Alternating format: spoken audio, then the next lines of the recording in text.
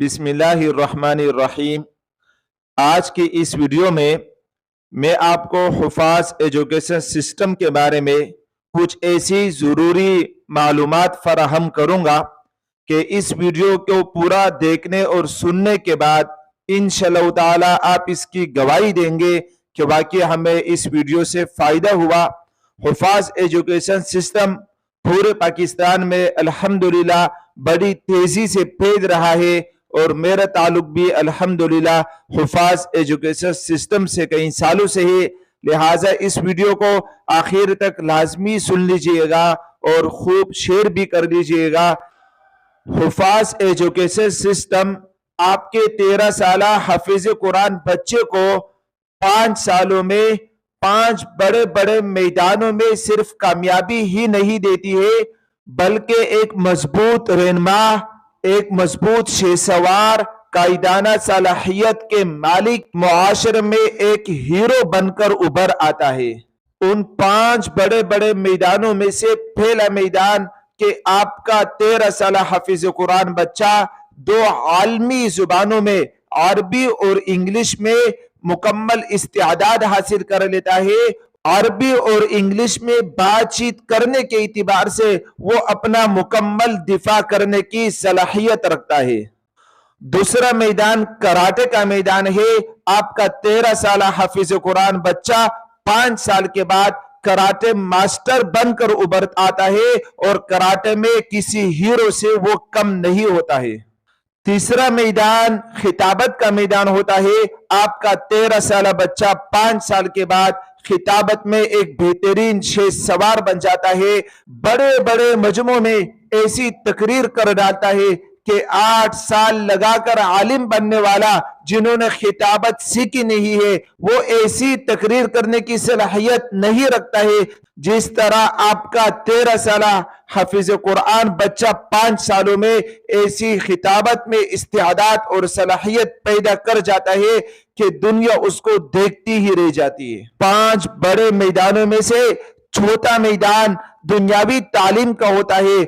आपका 13 साल हाफिज कुरान बच्चा 5 सालों के अंदर मैट्रिक पास कर लेता है और मैट्रिक में ए डिग्री से बेहतरीन नंबरात हासिल करके कामयाबी हासिल कर जाता है, जो कि स्कूलों में और दीगर इदारों में 8-10 सालों में मैट्रिक मुकम्मल करते हैं। उन 5 बड़े मैदानों में से आखिरी मैदान आपका 13 साल बच्चा 2 दर्जे ओला और दर्जे सानिया जो आलिम कोर्स के 2 बुनियादी दर्जे हैं। और याद रखिएगा, अगर ये 2 बुनियादी दर्जे सही तरह मुकम्मल मजबूती इस्तेदाद के साथ कामयाबी के साथ तालिब इल्म ने पढ़ लिए तो बाकी 6 दर्जात तालिब इल्म के लिए इंतहाई आसान हो जाते हैं। तो ये 2 दर्जात आपका 13 साल हाफिज कुरान बच्चा 5 सालों में इंतहाई मजबूती के साथ पढ़ लेता है बनिस्बत दीगर मदारिस के बच्चों के। आपका बच्चा चूंकि उनको अरबी आ रही होती है, अरबी में इस्तेदाद होती है, उनका दर्जा ओला और दर्जा सानिया मजबूत होता है। लेकिन ये बात भी याद रखिएगा कि 5 सालों में 5 बड़े बड़े मैदानों में अपने बच्चों को मुआशरे में हीरा बना देना इतना आसान भी नहीं है। तो आइए, अगर आपने अपने इदारे में हुफाज एजुकेशन सिस्टम खोला है तो आप अपने बच्चों को इन 5 बड़े बड़े मैदानों में अगर आप कामयाब देखना चाहते हैं तो आप आने वाली बातों में जो मैं आपके सामने शेयर करूंगा आप गौर से समाअत फरमा लीजिएगा, उस पर अमल कर लीजिएगा। तो इंशाअल्लाह ताला आपके इदारे में हुफाज एजुकेशन सिस्टम बड़ी कामयाबी के साथ इन 5 मैदानों में आपके इदारे के बच्चे बड़े हुनर दिखा सकेंगे, बड़ी कामयाबियां हासिल कर सकेंगे। लेकिन अगर आपने इन बातों में से किसी एक बात पर भी अमल नहीं किया, उस बात को बिल्कुल तर्क कर दिया, छोड़ दिया, तो याद रखिएगा आपके इदारे में हुफाज एजुकेशन सिस्टम कमजोर होगा। पहली बात यह है कि आप इस सिस्टम को अपने दिल और जान से कबूल करें कि आपके इदारे के बच्चे इस सिस्टम के तहत ही इन 5 बड़े मैदानों में कामयाब हो सकते हैं। ये 5 बड़े बड़े मैदान آپ کے ادارے کے بچے اس سسٹم کے تحت ہی مار سکتے ہیں، تو سب سے پہلی بات یہ ہے کہ آپ حفاظ ایجوکیشن سسٹم کو اپنے دل اور جان سے قبول کر لیجئے گا۔ دوسری بات یہ ہے کہ آپ اپنے ادارے میں حفاظ ایجوکیشن سسٹم میں صرف ان بچوں کو داخلہ دے دے جو حافظ قرآن ہے۔ جو حافظ قرآن نہیں ہے ایسے بچوں کو اس سسٹم میں بالکل بھی داخلہ نہ دیا جائے، کیونکہ اس سسٹم کا نام ہی حفاظ ایجوکیشن سسٹم ہے۔ اگر آپ غیر حفاظ کو داخلہ دیں گے تو ان غیر حفاظ کا حفاظ بچوں پر اور پورے کلاس پر انتہائی برا اثر ہوگا، جس کی وجہ سے آپ کے ادارے میں حفاظ ایجوکیشن سسٹم کمزور ہو سکے گا۔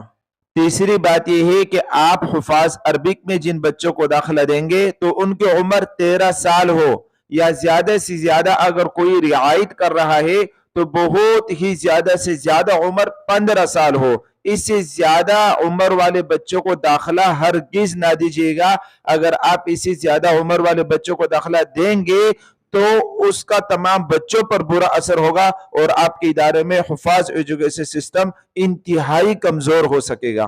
چوتھی بات یہ ہے کہ آپ اپنے ادارے میں حفاظ ایجوکیشن سسٹم کے بچوں پر یہ پابندی لازمی لگا دیجیے گا کہ سب سفید پگڑیاں باندھیں گے، کیونکہ اس سسٹم کی بنیاد جن اکابرین نے رکھا ہے تو اس وقت سے انہوں نے اس کا التزام کیا ہے، تو سفید پگڑیاں بھی اس کورس کا ایک خاصہ ہے۔ پانچویں بات یہ ہے کہ آپ ایک کلاس میں زیادہ سے زیادہ 22 بچوں کو رکھیں۔ 22 بچے سے زیادہ تعداد کلاس میں رکھنا یہ ان کے عربی کے ماحول اور ان کے پڑھائی کے ماحول کو انتہائی متاثر کرے گا۔ لہٰذا اگر آپ چاہتے ہیں کہ آپ کے ادارے میں یہ سسٹم کامیابی سے گزرے تو آپ صرف اور صرف 22 بچے کلاس میں رکھیں، اس سے زیادہ تعداد نہ رکھیں، کم ہو تو بہتر ہے، زیادہ سے زیادہ 22۔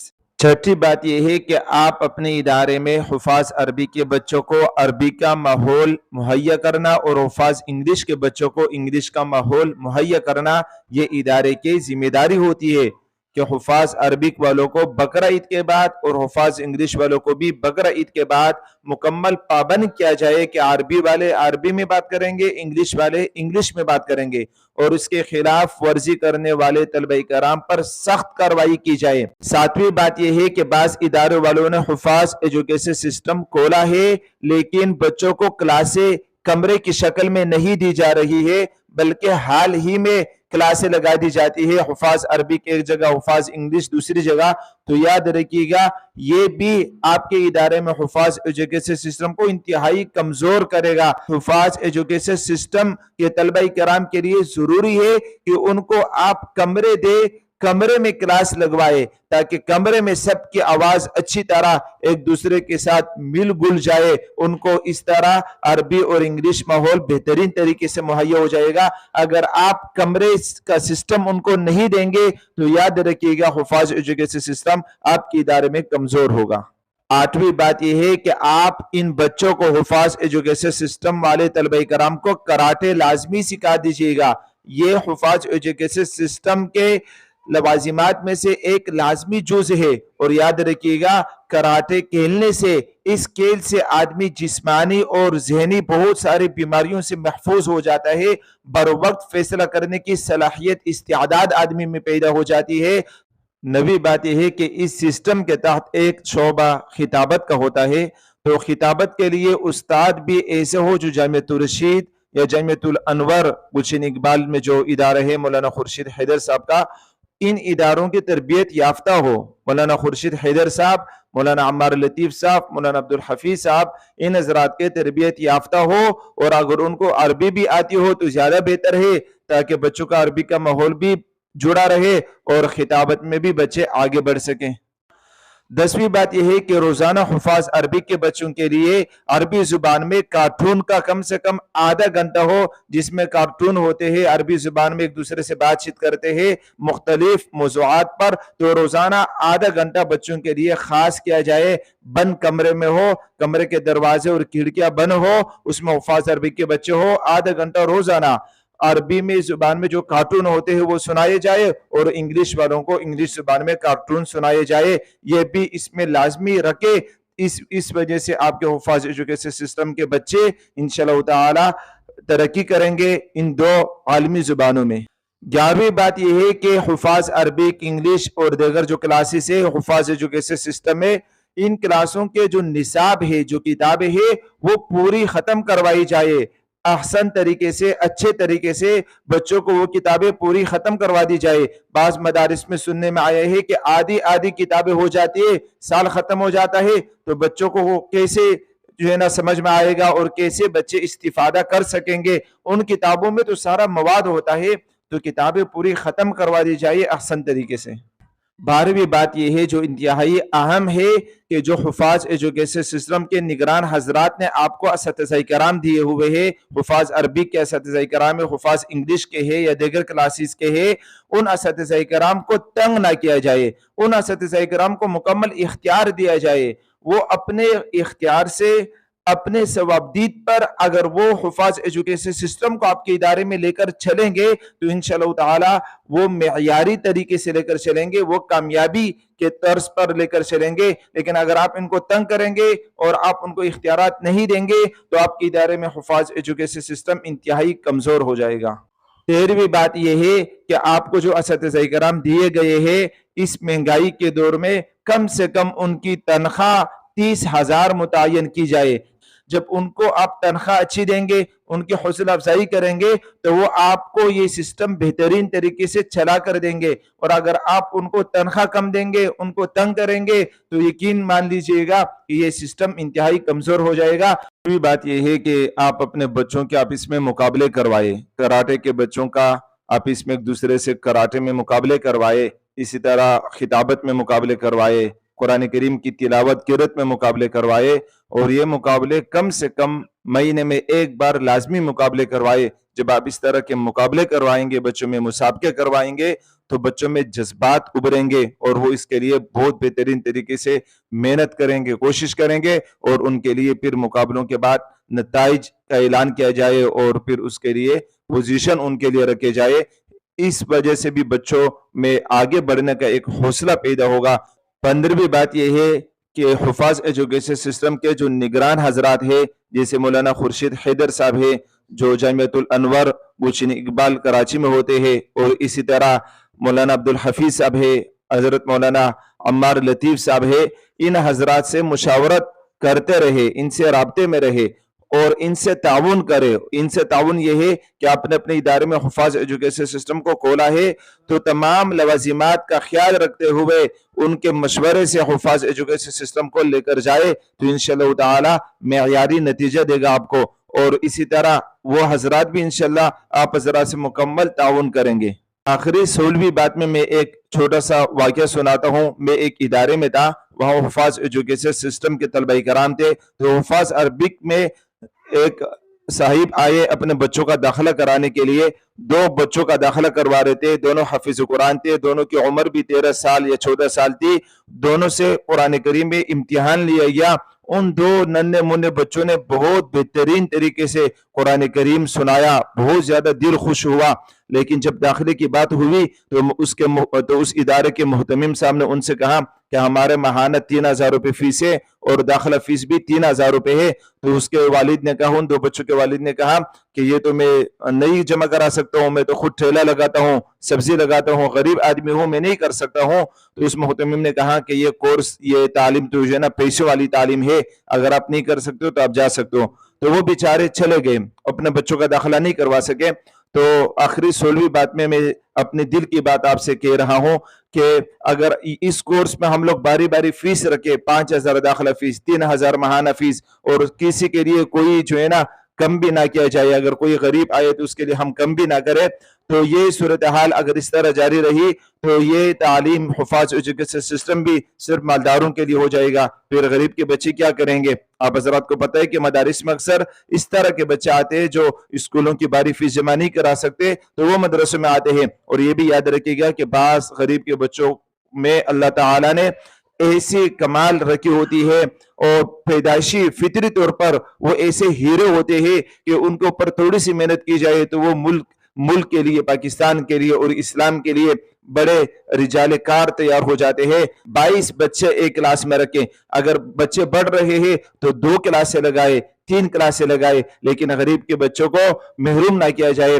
ये सूरत हाल भी आपके इदारे में हुफाज एजुकेशन सिस्टम की मेयार को बहुत कम करेगा। ये रूहानी सबब है जो आपके इदारे में हुफाज एजुकेशन सिस्टम को कमजोर करेगा। आप यकीन करें, उस इदारे में इतना कमजोर हुआ हुफाज एजुकेशन सिस्टम कि मेरे ख्याल से वो आइंदा चल भी नहीं सकेगा। तो उसका एक सबब ये होता है कि बाज मदारिस ने सिर्फ और सिर्फ पैसों के लिए इस चीज को खोला हुआ है।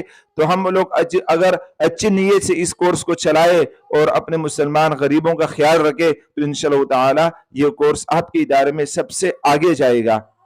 इसी तरह बाज मदारिस में जब 9 और मैट्रिक के दाखिले होते हैं तो बच्चों का जो बोर्ड का फीस होता है वो 5,000 होता है, 6,000 होता है या 4,000 होता है। तो उनके जो मदारिस के मुंतजिमीन है वो बच्चों के वालिदैन से भारी फीसें लेते हैं।